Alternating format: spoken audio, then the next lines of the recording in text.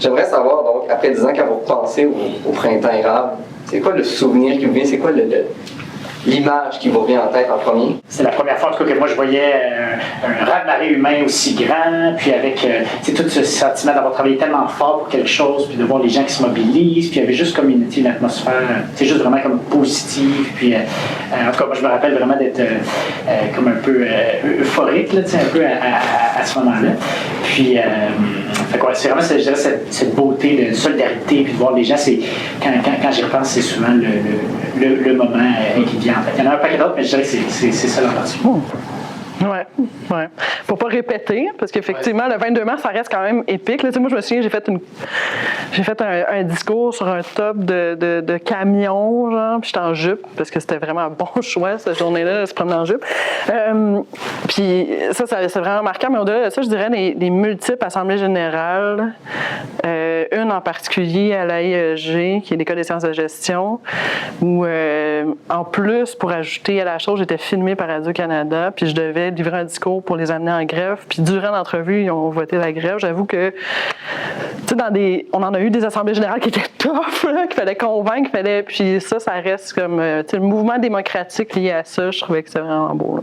Ouais. Une des, sinon la plus grande des manifestations ce printemps-là, qui faisait une température splendide. Parfaite.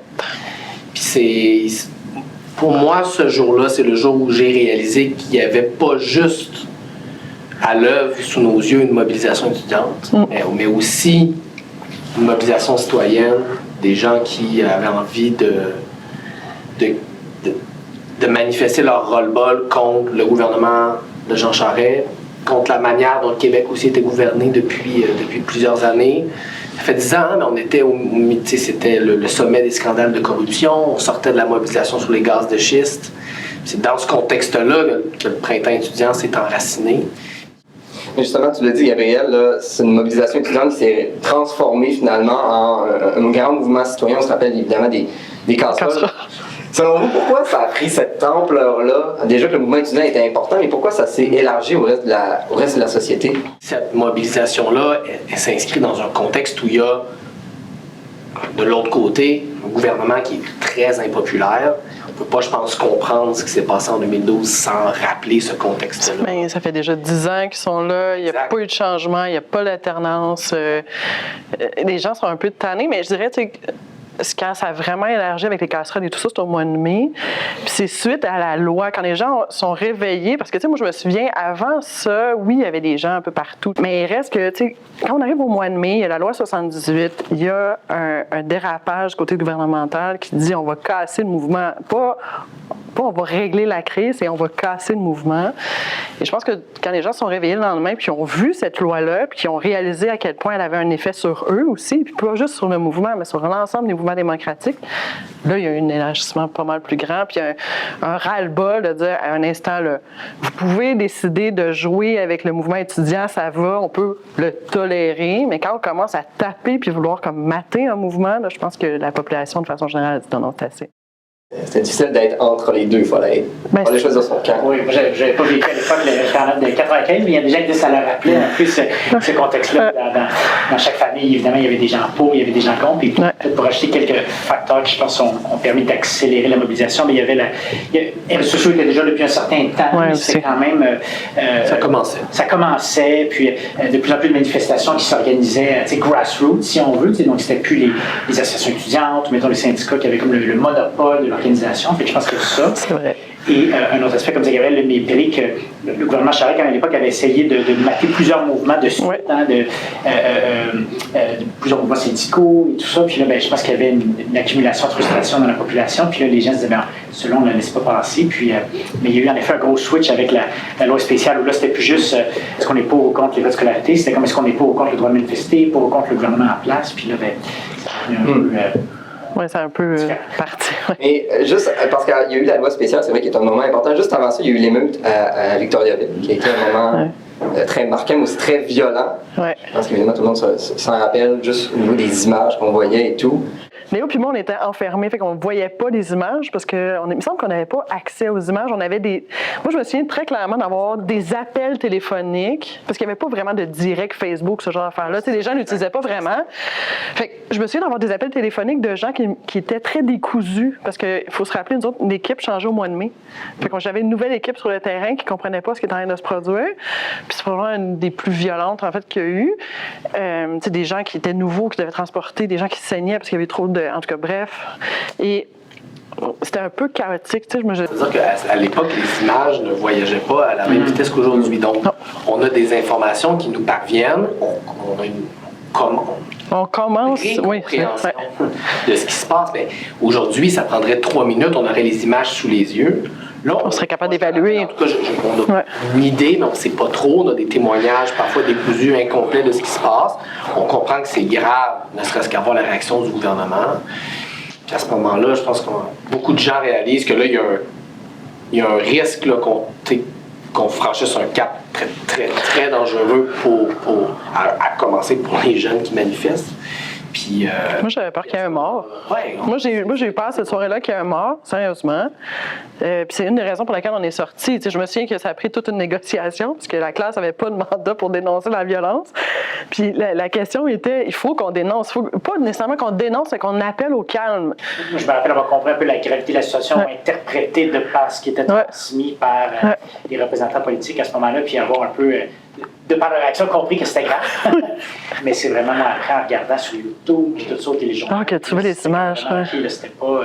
parce qu'il y avait quand même eu des manifestations tendues avant, mais là, mettons que ça... Quelques jours plus tard, le gouvernement dépose la fameuse loi spéciale qui a été très, très controversée. Est-ce que, selon vous, ça a été un moment marquant? Est-ce que ça a attisé le mouvement de mobilisation, cette loi qui avait pour but de casser le mouvement? On a vu que ça n'a pas fonctionné, ça, c'est certain. L'objectif, c'était de mater, comme disait Martine tantôt, la mobilisation, puis tous les jeunes qui étaient dans la rue, puis ça a eu l'effet complètement contraire. Je pense que ça, c'est... Il y a eu une manifestation. Puis ça a vraiment... Je pense que ça, pour beaucoup de Québécois, ça a un peu démasqué le gouvernement qui avait joué sur les deux tableaux depuis le début de la mobilisation, qui disait oui, on veut discuter, oui, on veut discuter. Dans les faits, ne discutait pas vraiment. Et là, c'est venu démasquer la vraie nature, je pense, de ce gouvernement-là, qui profondément, et moi j'assume le mot encore aujourd'hui, qui était, je pense, vraiment animé d'un mépris par rapport à tout ce que ces jeunes-là représentaient. C'est-à-dire que je me rappelle, au moment de l'adoption de la loi, on était à l'Assemblée nationale, Léo, Martine et moi, on est les trois très émotifs, c'est le moins qu'on puisse dire. Moi, je pleurais, puis je pense que j'étais comme ça. Mais je me souviens, ça avait été une conférence de presse qui était vraiment pas simple, très émotive. Puis oui, on avait tous l'impression, en fait, la question, moi je me souviens, en allant là, on avait quand même une grosse discussion avec nos associations, puis tout ça, en se disant, bon, c'est quoi la prochaine étape? Puis là, je me disais, mais il faut vraiment juste qu'on passe le message de, ben c'est pas fini tant que c'est pas fini, groupe. C'est juste ça. Je suis sûre que c'est la même phrase que j'ai sortie. On espérait que ce soit vrai puis que ça fonctionne. Non, mais c'est ça. C'est la phrase que j'ai sortie, en fait, dans cette conférence-là, en disant, écoutez, c'est pas fini tant que c'est pas fini, parce qu'à un moment donné, puis en même temps, de l'autre côté, on m'aurait demandé, OK, mais c'est quoi ton plan? Je sais pas. Tu sais, je veux dire, toi, tu partais comme dans un mois, ton mandat terminait. Je me rappelle être assez découragé aussi. Non, mais c'est fou.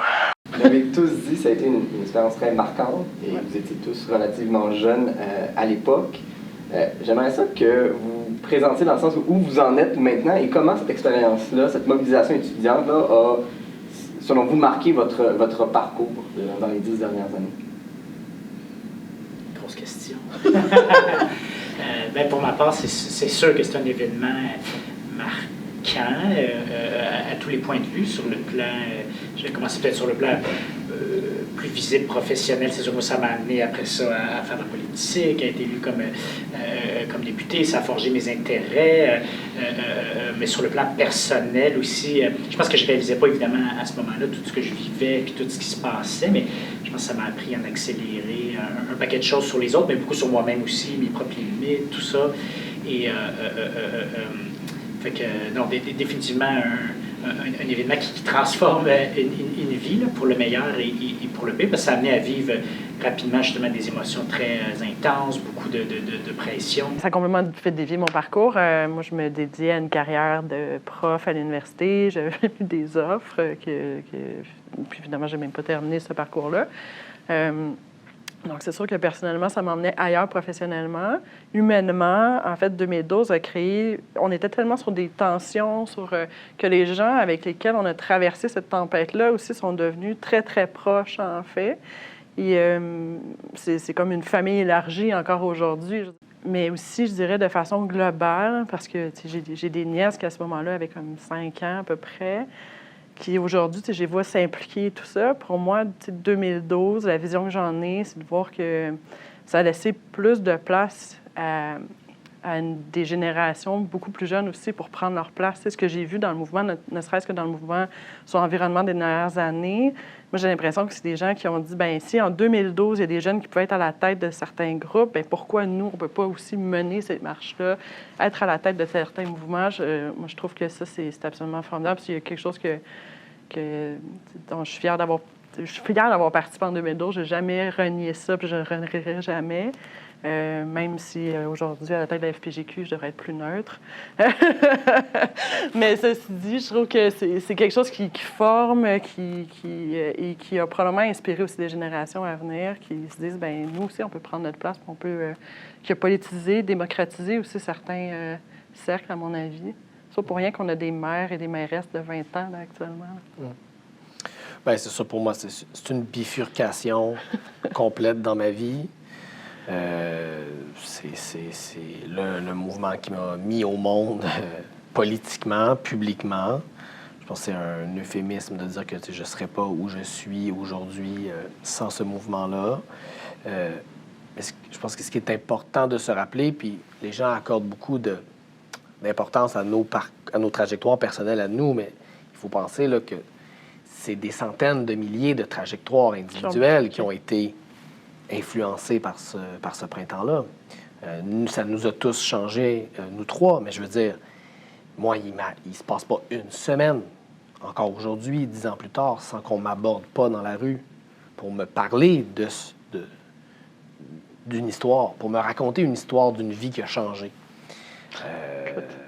Je me promène dans le quartier dont je suis maintenant le député, dans lequel j'habite, puis il y a des gens qui m'abordent et qui me disent « Regarde, mon petit gars là-bas, là, qui a 8 ou 9 ans, mais c'est un enfant du printemps étudiant. » Ça m'arrive, ça, encore régulièrement.